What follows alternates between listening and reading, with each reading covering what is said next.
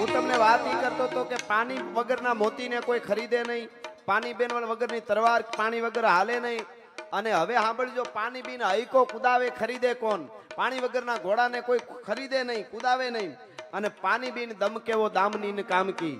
ગમે એટલો આહાડ મહિનાની બીજ વૈગી હોય, વરસાદ થયો ન હોય, અને પાંચમ આવે અને આખું આભા મંડળ છે એ વાદળાથી ઘેરાઈ જાય, વીજળીયું થાય તોય મજા ન આવે. પણ ઈશાન ખૂણામાં વીજળી થાય એટલે આપણા વડીલો કહે કે હવે વરસાદ આવશે. શું કામે? એમાં પાણી છે.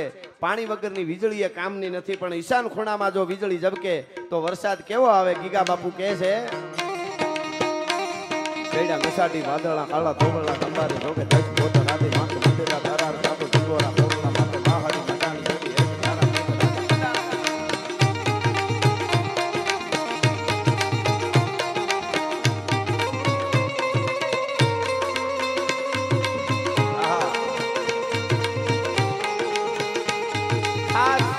અઢારે વરણ આવ્યા છે. અમારી જાગતી જોત જગદંબા માં રાજલ બેઠી છે. ભજે એની માં હોય, કોઈ જ્ઞાતિ હોય, કોઈ પણ જાતિ હોય, જેને સાચો ભરો હોય એની અમારી માં હોય. એને તમે રાજલ કયો, એને તમે કરણી કયો, એને પીછળ કયો, એને મોગલ કયો, એને હોનબાઈ કયો, એને આવડ કયો. જ્યારે જ્યારે જેને જેને અવાજ. તમે રાજસ્થાનની ધરતીમાં જાઓ અને કોક દીક મેરાણગઢના કિલ્લાની સામે નજર કરશો, કિલ્લાના કાંગરાને તમે પૂછજો કે આટલા બધા ગરુરમાં કેમ ઊભો છો? તો મેરાણગઢ નો કિલ્લો કહે કે આ કિલ્લો છે એ રીડમલ રાજપૂત ને આઈ કરણીજીએ બંધાવી દીધેલો કિલ્લો છે. ભલા માણસ ઈ છે. અહીંયા જેમ વનવીરજી ઝાલા હાથમાં શમશેર લઈને નીકળે અને 24 ગામ આપે ભગવતી રાજલ, એમ જોધાને જોધપુર આપ્યું, બીકાને બીકાનેર આપ્યું. જ્યારે જ્યારે જ્યાં જ્યાં યાદ કરીને આ માં આવી. આજે આપણે ત્યાં અસ્પૃશ્યતા નિવારણનું કામ થાય છે. બહુ સારી વાત છે. ન જ્ઞાતિ જાતિ કોઈ હોવું જ ન જોઈએ. હવે આપણે બધાને એક થવાનો જમાનો છે. પણ અમારી આયુએ વર્ષો પહેલા અસ્પૃશ્યતા નિવારણનું કામ કર્યું છે. 18 વર્ણને એક કરવાનું. અમારી નાગબાઈ બોણિયા વાળી જેથી હેમાળે હાલી હાયર મસીયા હોત કે તો ગરવોય આખો ગળું આપને ઉડળમાં લઈ મેરગર ઢંઢેલું માંડળી. તેથી દલિત પરિવારના 2 યુગલને એની સાથે લઈ ગયા હતા આઈ નાગબાઈ. અને તમે ભાવનગર જાતા હો, રાજકોટ થી ભાવનગર, તો વચ્ચે જાનબાઈ માની દેરડી આવે છે. મીડિયામાં ક્યાંક આવ્યું દેરડી જાનબાઈ કી. હા, જાનબાઈ માની દેરડી આવે. ત્યાં જાવ ને તો કોક દી જાજો, પૂછજો આ જાનબાઈ માનું મંદિર ક્યાં છે, ત્યાં દર્શન કરજો. ભગવતી જગદંબા જાગતી જોત આયુ કેવી છે. એટલે આ વચ્ચે ખાલી માના સાનિધ્યમાં મેળા છે. એટલે એક યજ્ઞ ચાલે છે સનાતનનો. એટલા માટે હું તમને આ વાત કરવા માંગુ છું. વર્ષો પહેલાની વાત છે. આઈ જાનબાઈ દેરડીમાં રહીએ, આખું ગામ આજુબાજુનો વિસ્તાર માં કરે. બહુ માને ચરણે આવી અને બધાય માને પૂછ્યા વગર કામ ન કરે. એમાં દુષ્કાળ પડ્યો, કાળ પડ્યો અને કાળ પડ્યો અને નબળું, હાવ નબળું પર દુષ્કાળ જેવું થયું. પાણી બધે ખૂટી ગયા, કુવા ગાળ્યા, એમાંય પાણી ન આવ્યા. ગામ ભેળું થયું. ભરવાડો પણ ખાસ ગોવાળિયાઓ હતા. બહુ માને ભરવાડો, પટેલો, દરબારો બધા 18 વરણ ભેળા થઈને માં પાસે, એના 18 વરણના વડીલો હતા. ઈ ગયા કે માં હવે ડેરડી છોડવું પડશે. આ વરહમાં ગીર બાજુ ક્યાંક જવું પડશે. પાણી થઈ રહ્યા છે, પશુને પીવા પાણી નથી. માણસનું તો આડાવડું થી કરી લઈ, પણ પશુના પીવા માટે માં પાણી નથી. શું કરાય? તેથી જાનબાઈ માં કીધું વાત સાચી છે, પણ આપણે ક્યાંક હારો વાયુ ગાળો ની મોટી વાયુ.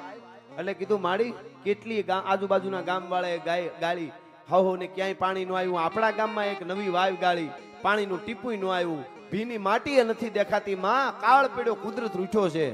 તેથી ધીરે એક દિન ઉભા થયા. માં જાનબાઈ હાથમાં લાકડી લઈને કીધું હાલો મારી હારે. એ નદીને કાંઠે, નદીમાં નહીં નદીને કાંઠે જઈ અને લાકડીથી આમ ટીહો તાણીને કુંડાળું કરીને કીધું કે અહીંયા ગાળો ને બાપા. અરે માં મરી જાહું, હેક મરી જાહું. કા એ માં મહેનત કરીને અટાણે એક તો ખાવાનું ધાન નથી રહ્યા. આ દુષ્કાળ છે. આમાં આવડી મોટી વાવ, તમે કેવડું મોટું કુંડાળું કર્યું. આવડી વાવ ગાળે આખું ગામ ભેળું થઈને કેટલાય સમયે પૂરી થાય ને પછી પાણી ન આવે ને તો માં આમાં પછી તો આમાં ડટાઈ જાય તો થાય. માં હવે હિંમત નથી રહ્યો કે પણ ગાળો તો ખરા.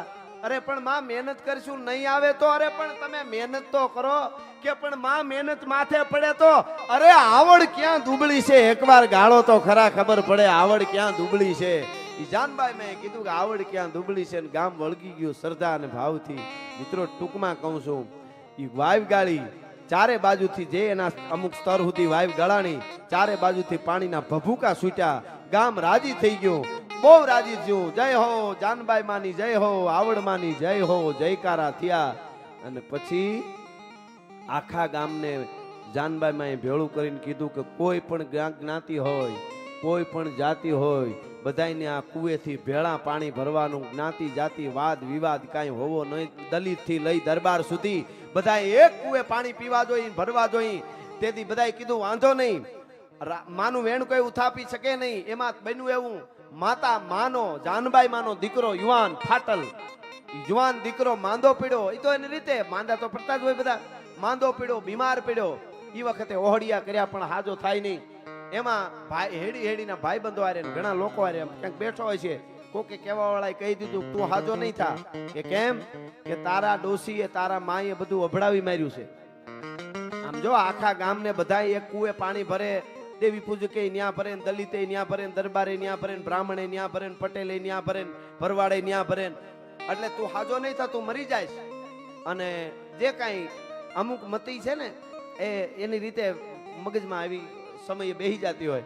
એ ઘેરે આવ્યો, માએ કીધું બેટા કેમ આટલો બધો મોડો? તારા હાટુ રોટલા ત્યાર, વાળું ની વાટ જોઈને બેઠી છું. બેટા વાળું કર લે. નહીં, મારે વાળું નથી કરવું. તારી તબિયત બરોબર નથી મારો ભાઈ, ખાઈ લે ને મારો વિહામાં. મારો બાપ માં હો કે છે, હગી માં. મારે નથી ખાવું, હું હાજો નહીં થવાનો. એવું થોડું હોય બેટા, હમણાં હાજો થઈ જાય. ના, હું મરી જવાનો. બેટા આવું કામ બોલ કે માં આ તારા કારણે હું મરી જવાનો. દીકરો કે છે માને સાંભળજો, મારા કારણે? કે હા. કા? કે આખું ગામ કે છે ડોહીએ ગામ ભેળવી માર્યું છે, અભડાવી માર્યું છે. બધાએ આયા પાણી ભરે એક જ કુએ. અરે બેટા એવું ન હોય. આપણે ચારણ આયુ માટે તો બધા હરખા હોય બેટા. એવી વાત ન કરાય, પાપ લાગે. આ તો ભગવાનના મોકલેલા બધા છે.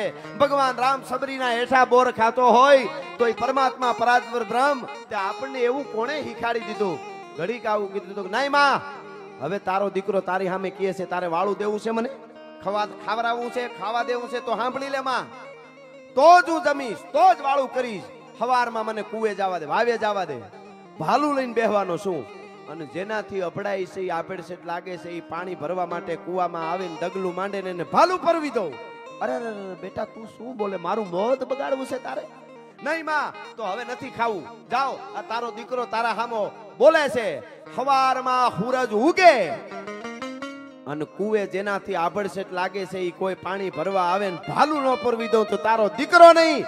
અને તેથી બુઢી ઊભી થઈ જાનબાઈ સાંભળજો માં. અને દીકરાને કહે છે કે દીકરા સૂરજ ઉગે ત્યારે તું ભાલું પરવી દે ને? કે હા. કે સૂરજ ઉગે ત્યાં સુધી જીવતો રહેવા દઉં તો જાનબાઈ નો કહેવા. ભલા માણસ હું વાત કરે છે. આ અસ્પૃશ્યતા નિવારણ અમારી આયુએ કર્યું છે. આજ પણ કોક દી ભાવનગર જાતા હોય જાનબાઈ ની દેરડી આવે તો મંદિર તો છે જ, પણ કોક દી પૂછ્યો કે રાણા આપાનો પાળિયો ક્યાં છે? ઈ હગી જનેતાએ દીકરાને કીધું ફાટી જા. અડધી રાતે દીકરાનું મૃત્યુ થઈ ગયું. આજે રાણા ચારણનો પાળિયો ત્યાં ઊભો છે ને અમારી જાનબાઈ નું મંદિર છે. ભલા માણસ, આ અમારી માવડિયું છે. એટલે દુનિયા ચારણને દેવ કહે છે. અમે અસ્પૃશ્યતા નિવારણ નું અમારી આયુ વર્ષોથી કરતી આવી. એ ભગવતી, એને તમે જાનબાઈ કયો, એને તમે રાજલ કયો, એને તમે પીઠળ કયો, ઈ માવડિયું છે, ઈ ભગવતીઓ છે. અને એ ભગવતીઓ માટે ભાઈએ અદ્ભુત રીતે આપણો મીઠડો ગાયક સાગરભાઈ ગાયું ગીત પણ મને ગમે છે. એટલે હું એક બે કડી એ ગીતની લઉં છું કે અમારી આયુ આજ પણ જાગે છે અને જાગતા રહેવું. આપણી આયુને ઈ જ વાલા હોય જે જાગતા હોય. જાગતા એટલે તાણે ખવરાવે. હું તો અહીંયા રાજલના સાનિધ્યમાં તમને કહું છું, થોડું સમજાય તો યુવાધનને ખાસ. આજે જે 18 વર્ષથી લઈને 25 વર્ષના યુવાનને કહું, 25-30 વર્ષના, તમારા જે ગામમાં તમે રહેતા હો ત્યાં થોડી ઘણી સરકારી જમીન પડી હોય ત્યાં ઝાડવાના વન બનાવો. વન બનાવો અને ગામને ક્લીન રાખો, એકદમ ચોખ્ખું રાખો. અમારે એક કરવું. અને રવિવારે કે તમને ફ્રી થાવ ત્યારે અઠવાડિયે બેહી અને આઈ રાજબાઈ માની ધૂન લેવી, કૃષ્ણની ધૂન, આવું બધું તમે ચાલુ કરો. આઈ રાજબાઈ કોઈ દી દુઃખ પડવા દે તો મને યાદ કરજો. ભલા માણસ જગદંબા કોઈ દી દુઃખ પડવા દે તો યાદ કરજો. હા, વાહ વાહ. અને અહીંયા તો આ તો રાજલ ધામ છે. દેવાવાળી ક્યાં આ દુબળી છે જાગતી જોઈ. હાલતે ગાડે વાણિયાના ઘીના ઘડા જો છલકાવી દે